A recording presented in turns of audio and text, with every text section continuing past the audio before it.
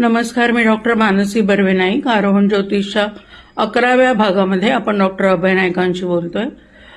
Doctor सांगा की आपली पत्रिका आणि हे जे सोशल मीडियावर भविष्य येतं छापून किंवा पोस्ट, त्याचा संबंध काय?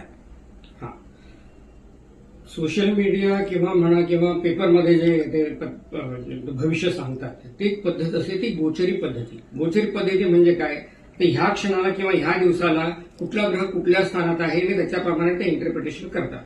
आता त्यांना माहित नसतं की हा तुमचं जन्म जातकाची लग्न कुंडली काय आहे, त्या प्रमाणात त्यांना माहित नसतं. त्यामुळे ते सर्वसामान्यांसाठी केलेलं प्रिडिक्शन असतं. पण तुमच्या जन्मलग्न कुंडलीत जर लग्न तुमचं वेगळं असेल तर ग्रह फिरतच जातात. त्यामुळे तुमचं तसं व्हायला पाहिजे तसं होत नाही. आता काही जणांचं काय होतंय ते खरं होतंय कसं की जी लग्न ते धरून केलेले असतात ते त्यांच्या पत्रिकेला योग्य जुळत असतं, त्याप्रमाणे ते त्यांचं भविष्य जुळते. म्हणजे मेन काय की मूग ठोका कुंडली जो आहे तो बर्थ कुंडली जन्म कुंडली आहे. ती जन्म कुंडलीचं लग्न तुम्ही धरून आत्ताच्या ग्रहांची स्थिती तुम्ही फिरवला आणि इंटरप्रिटेशन केला तर ते बरोबर सांगड घालतं.